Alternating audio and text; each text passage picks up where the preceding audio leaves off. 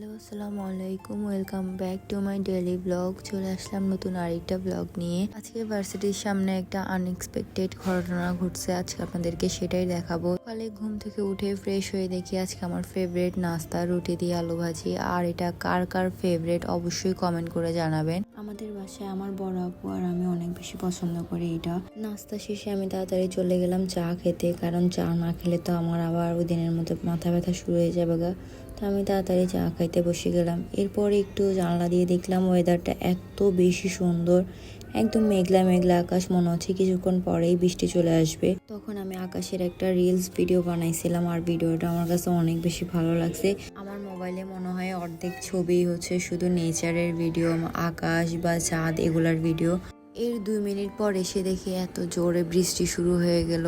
বৃষ্টি আসলেই আমি সবসময় তাড়াতাড়ি জানলার পাশে দাঁড়াই, বাইরের দিকে হাতটা দিয়ে সুন্দর করে বৃষ্টি ধরতে অনেক বেশি পছন্দ করি। তো এটা কার কার ভালো লাগে অবশ্যই কমেন্ট করে জানাবেন। আর আমি প্রতিটা ভিডিও করার সময় একটা না একটা পাখি উড়েই যাবে। এরপর আমি চলে গেলাম তাড়াতাড়ি রেডি হইতে, যেহেতু বৃষ্টি পড়তেছে ভাবলাম একটা টপস পরে বা জিন্স পরে যাই, যাতে বোরকা পরলে তো অনেক ময়লা হয়ে যাবে। তো এই জন্য আমি রেডি হয়ে গেলাম তাড়াতাড়ি। রেডি হয়ে আমি একটু আমার ফিট চেক দিচ্ছিলাম যে আসলে আমাকে কেমন লাগতেছে।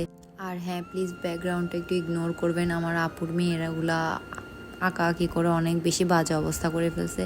তো আমার ভিডিও করা শেষে আমি চলে গেলাম তাড়াতাড়ি বাসার নিচে ভার্সিটিতে যাওয়ার জন্য। আমার ফ্রেন্ড আসছে আমাকে পিক করার জন্য, তো আমরা দুইজন তাড়াতাড়ি সিএনজি করে ভার্সিটিতে চলে যাচ্ছিলাম।